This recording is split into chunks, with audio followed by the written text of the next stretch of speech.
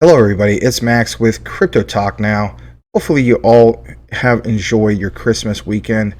Without further ado, we're going to go ahead and jump into today's Stellar Lumens news and specifically cover what happened recently with the New Aid initiative.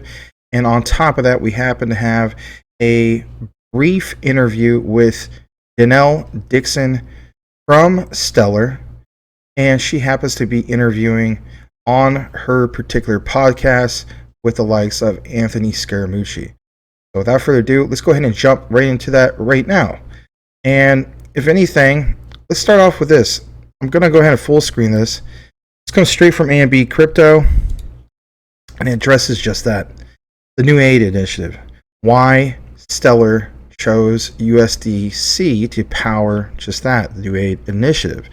Now, when I went into this, I said to myself, well, a while back at the beginning of the month, if you've been following us, we did cover the whole thing in regards to what Stellar is providing to the Ukraine.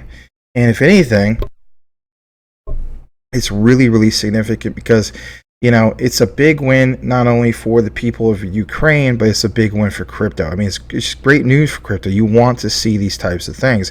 And Stellar definitely stands out as being just that, a organization that really stands out with what? Those peer-to-peer payments. We know what they can solve with the cross-border payments, but they especially stand out because of what they bring to the table with the peer-to-peer. So the decision to go with USDC might be due, of course, to USDT's recent woes. Let's face it, a lot of people feel as though that USDT just, Tether's USDT just has a bad name. A lot of people feel as though that, it's just a matter of time before that blows up. I mean, I know there's a lot of FUD, and I'm not really a guy who likes to, project FUD out in the space, but if anything, let's face it, there's a lot of things to be said about USDT compared to USDC, right? So on the 15th of December, the Stellar Development Foundation announced its partnership with the United Nations High Commissioner for Refugees, which is basically the UNHCR, to provide Ukrainian refugees with cash assistance in the form of USDC, of course, on the Stellar network. There's a little bit more in regards to this, right? So it states specifically back then that today the UNHCR and the Stellar Development Foundation, of course, announced the launch of a pilot, which is basically first of its kind blockchain payment solution for digital cash distribution to internally displaced persons and other war affected people in Ukraine, right? A really nice thing to say the least. There's people who they're really in need, and if anything, like we pointed out here on the live show and also recorded, that when it comes to Stellar and the whole thing with Ukraine in general, before the war, right, the Russia-Ukraine war, Stellar was basically not Stellar, excuse me, the people of Ukraine had the highest amount of adoption for crypto basically in the world. Here in the United States, it was about 2 to 4% adoption. In Ukraine, it was basically 12%. And last I checked, those numbers went up to 20%, like I mentioned before. Now, check out this right here, right? So it says the intended assistance would be rendered through the use of Stellar Aid Assist, which was designed as a blockchain-enabled solution that aided organizations that can basically deploy to provide help to those that might require it. Now, you may be wondering, well, why USDC? It breaks it down right here. So, I'm going to try to summarize this up for you, but basically it says there have been ongoing concerns about whether Tether, the issuer of stablecoin USDT, as we know, holds sufficient reserves to completely back the entire amount of USDT in circulation. And what's bad about this is if USDT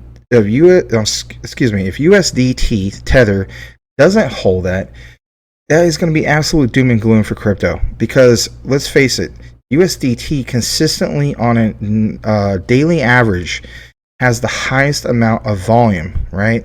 And if anything, if they don't have those right amount of reserves, it can even contribute towards the collapse of the overall crypto market in general, right? simply because we'll be losing a lot of that particular volume. I'm not saying that's what's going to happen. I am not rooting for that to happen, but that is a reality that there's a lot of speculation in a negative aspect that this could be going on. Now, back in September, Tether was ordered by a U.S. judge in New York to produce, quote, general ledgers, balance sheets, income statements, cash flow statements, and profit and loss statements, including any trades or transfers of crypto or other stablecoins by just that, Tether, along with details about the timing of those particular transactions. And when we get further into it, it says leading cryptocurrency exchange, which is Coinbase, well, at least here in the United States, in a blog post on December 8th, urged its users to convert their USDT to USDC for free. Now, why would that be? Because if anything, think about the history of what happened with Tether. Many years ago, if you guys remember or follow this and so on, they did a few bad things, to say the least, that people haven't forgotten. And, you know, not being able to provide these particular ledgers, balance sheets, income statements, cash flow statements, so on and so forth, right? The profit and loss statements makes investors feel as though there's something that they're hiding. And then on top of that, to have judges feel like you guys aren't producing what we're requesting. Again, why is there delay? What are you hiding? So when I got further down into this, you know, of course, we see the whole thing with Justin Sun of Tron. He got, of course, aggravated with the FUD against USDT, and on, of course, December 13th, he exchanged a little over 15.4 million of Tether for USDC and transferred it to Circle, right? USDC's issuer. And of course, you can track this all yourself. Keep in mind, you know, Justin Sun also has that US double D stablecoin, right? So, you know, I want to get more into the gist of this. So it says, for instance, in case you hold XLM at press time, the native token exchanged hands, of course, at 0.8203. Currently speaking, it's at, wait, right now, this right here, and I feel as though it's an absolute buy, right? Even at though it lost support in the 8s, and it's now down to the 7 cent, you know, close to 7.5 cents mark. Of course, the volume's down, all that, ranked 27th. But that's not the point. I realize personally how I feel about where Stellar is going, and I'm that much more bullish. I even doubled my position in Stellar because of these particular prices. Again, not financial advice, that's just how I feel. But what I want to point out is, for instance, that still lingering under the impact of FTX unexpected fall, its value has dropped 11% in the last month. Now, of course, we could look more into you know, what was posted here on AMB Crypto, but that is not exactly the point. The point I want to get across is what you're about to see here with this particular interview with just that, Danelle Dixon and Anthony Scaramucci, where it says not going anywhere, reviving crypto post FTX collapse, featuring Anthony Scaramucci. This was a really interesting interview, to say the least, where they talk about just that, like, you know, in light of, for instance, everything that happened with the thing that happened with Ukraine and, you know, Stellar and so on. But nonetheless, I want you guys to listen to this just for a brief moment. It's roughly about 3 to 4 minutes, and then we'll come back for some more commentary. Here we go. Yeah, those use cases for me are the ones that, it's the reason why I'm here. When you think about what we can do to help those folks not have to use credit cards or bank accounts because they frankly don't have access to them all over the world, is the reason why we focus on what we focus on at Stellar, and certainly pay attention to the needs and not try to use this technology as a square peg round hole kind of thing. It's not a technology in search of a problem, as so many people say. It is, there are problems this technology was set up to really solve. So one of the things that I noticed this morning at the House Financial Services was this dichotomy amongst, and I don't think it necessarily goes down party lines, but this idea that blockchain is something that we can just bypass and that we can just ignore and we can put away. Frankly, I don't even know how that would work, given that there are so many folks out there like you and I who hold Bitcoin and hold a lot of other things and are really invested in the technology. But I think the challenge that I see is that these use cases that you just highlighted, And that the use cases that we focus on so much at Stellar, we don't actually see those grabbing the attention. How do we use those? How do we get those to grab the attention of these regulators and policymakers?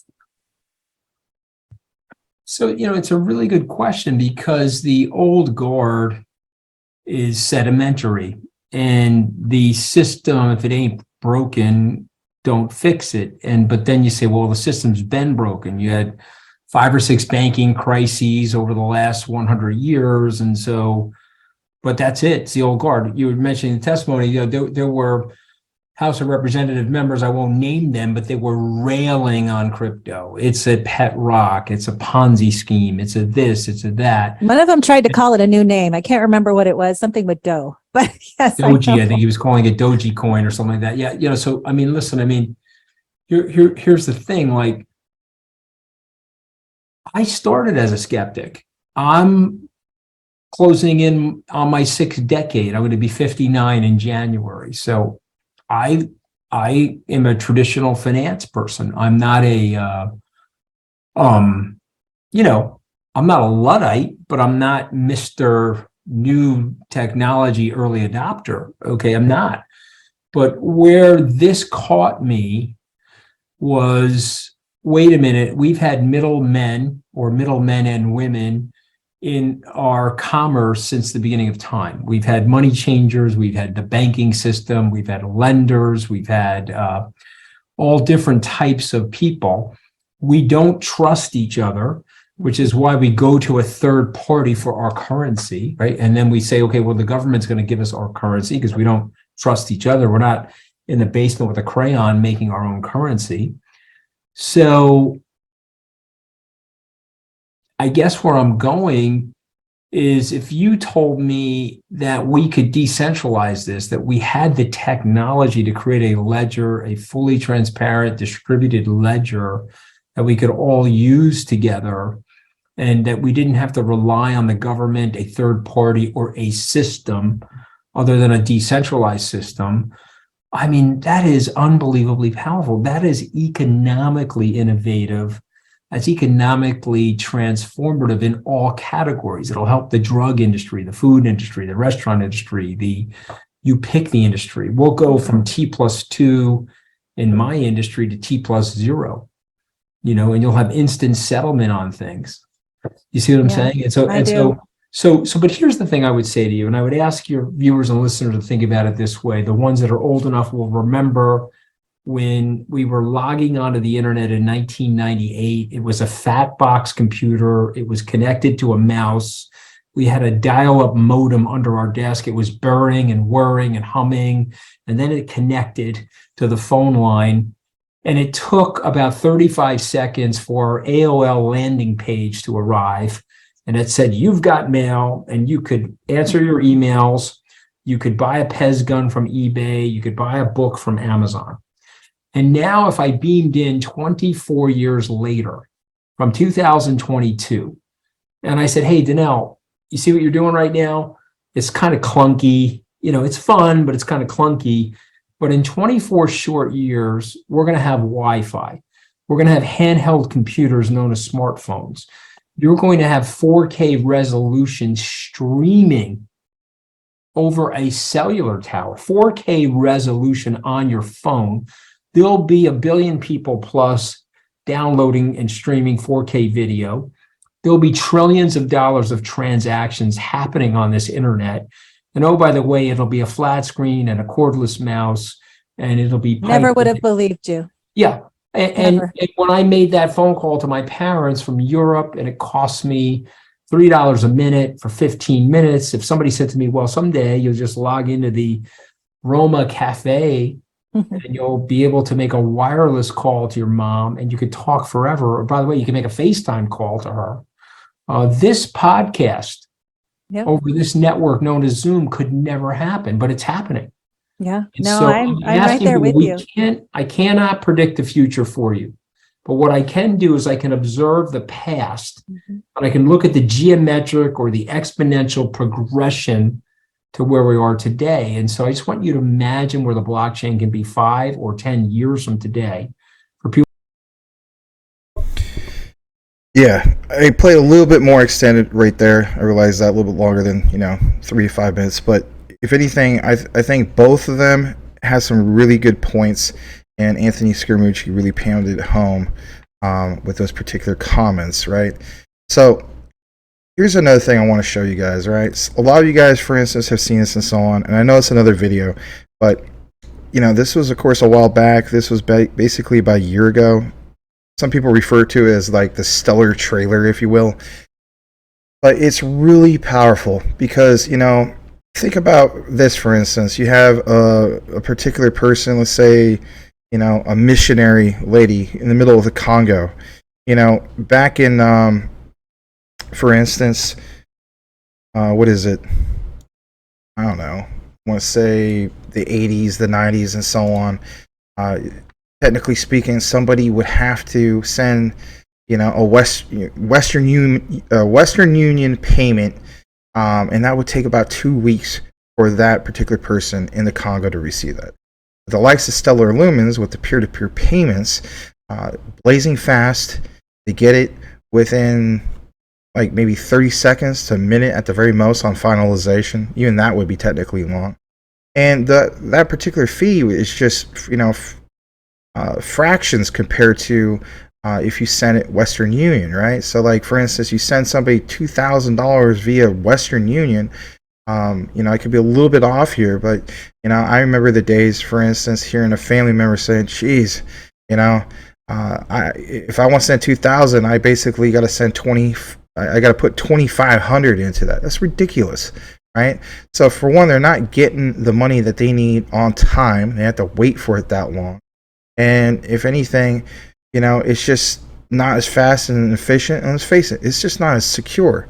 So what you're about to see in this particular clip, before we wrap things up here, is you're going to see some particular use cases that they're working on. And specifically what stands out for me is the whole idea of recognizing that some of these places in the world use old technology, right? Not everybody has smartphones, especially people who, may be in some remote places of Africa, of all places, right?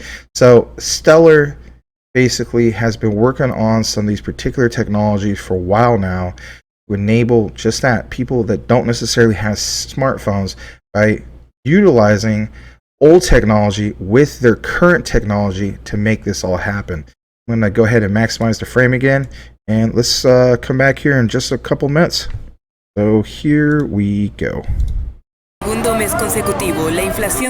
world is full of tensions, all simultaneously pulling on the fabric of our financial system.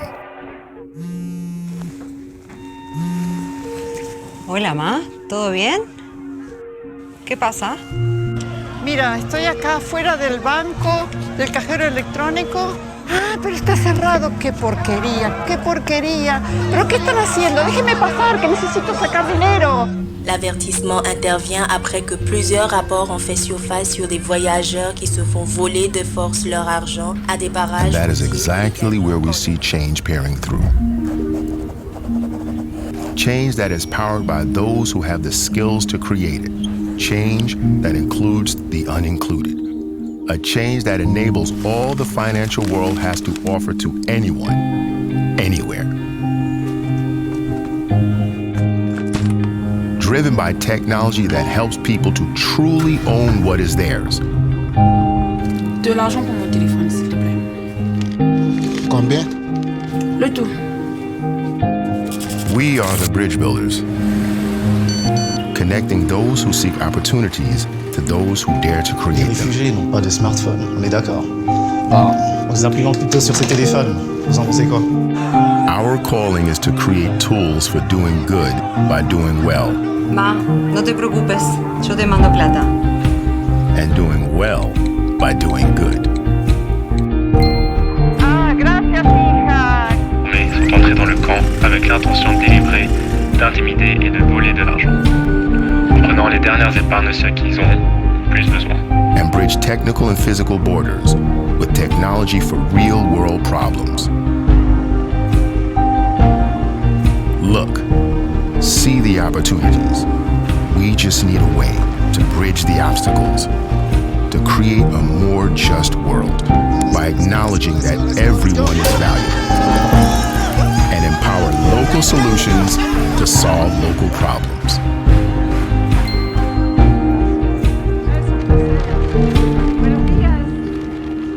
The Stellar Network, a universe of opportunity.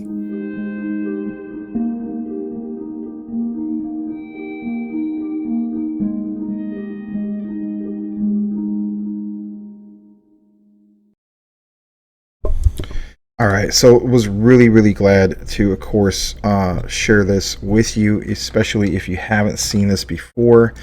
I like to basically refer to that as not just the power of Stellar, but the official trailer of Stellar.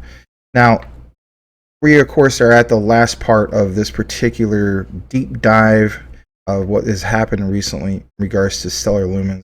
I want to state this. I do, for instance, my own price predictions, if you will. It's not that it's anything I'm just trying to pull out of thin air and so on. But me personally, I feel as though when Ripple's XRP, or I should say Ripple in general, wins that SEC case, XLM will also follow right side by side with them. Mainly because they both offer very similar technologies in regards to what they bring to the table for cross-border payments. Obviously, when it comes to Ripple's XRP, you have, for instance, the bank payments. Let's face it, when the on-demand liquidity gets turned on, it's going to be something like we've never seen before, right? This is what I refer to as a utility run. From there, the utility run will basically help jumpstart the bull run, basically. But right side by side with Ripple's XRP, my humble opinion, is going to be Stellar Lumens right there with them, right? So for me, how do you put true value on that, a specific price and so on? Well, before, if you happen to see our video in regards to that untapped potential with that tremendous amount of capital that hasn't even been tapped into, I highly advise you taking a look into that last XRP video we did. It covers specifically just that. But my attitude also is, if you look at the market, technically speaking, when XRP pumps, Stellar is right with it when those particular things happen. For me personally, I see Ripple's XRP coming at least over $100 per coin. You may feel as though that's crazy, but again, when that on-demand liquidity for Ripple's XRP happens, I think with that is definitely these peer-to-peer payments with the likes of Stellar Lumens. To me, that simply makes sense. And you want to talk about the whole thing with crypto adoption, where you should always talk to, for instance, our neighbors and people who simply are not aware about crypto. Because let's face it, they heard about crypto, they're basically hearing about the bad news with everything with FTX. Right? You saw that particular interview with the likes of Danelle Dixon, Anthony Scaramucci, and so on. And it should be about the technology.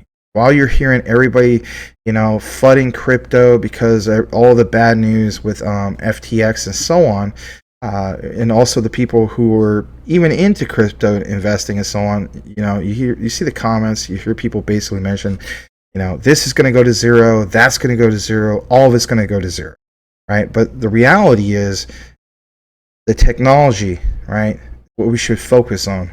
What these particular ones with real solid, real world utility bring to the table, and the value based on those particular technologies. Yes, there's always going to be various different cryptos that are garbage, right? Let's face it, there's a lot of meme token garbage out there. Don't get me wrong, there's a few that to me stand out and which will still be here for the test of time. Your Cokes and Pepsis of crypto, like Dogecoin, Shiba, so on. But again, the ones with real world utility, solving things at scale that no other organizations are doing, Stellar Lumens is right at the top of the list for me. As you guys know, we cover various different ISO 222s here over at Crypto Talk Now, whether it's, of quant, right? Technically, quant is ISO TC 307, if I'm not mistaken. But it's on that particular ISO list. Some of the other ones, for instance, that officially are ISO 222 compliant, right? Ripple's XRP, Stellar Lumens, you get the gist. But for me personally, those are my top 3 when it comes to the quote-unquote ISOs. Those specifically are going to start a utility run. From there, we're going to have a bull run after that. And as far as all-time highs and so on, that of course gets spread out a little bit, later. Some people are looking at from like anywhere from 2024, 2025 and further out. That's understandable. I'm talking about specifically the start of the particular runs and so on. But be on the lookout for a specific video. It's going to be released within the next few days in regards to showing you guys evidence, not just pulling something out of thin air, when it comes to some actual data to support the bull run thesis, and an outline in regards to for your cycles and so on. Be on the lookout for it. We'll be glad to present it to you guys, like I mentioned, roughly within the last couple days, or next few days, I should say. So thank you for watching this extended coverage in regards to Stellar Lumens XLM. Every day we get to cover Stellar, so I was really glad to be able to do it. Like, comment, and subscribe if you haven't done so already, if you appreciate this type of content. If you enjoy a live show, check us out every single day of the week, 9 p.m. Eastern, 6 p.m. Pacific. Crypto Talk Now. Thanks again, everybody. May you all have a blessed day, and we'll see you on the next one.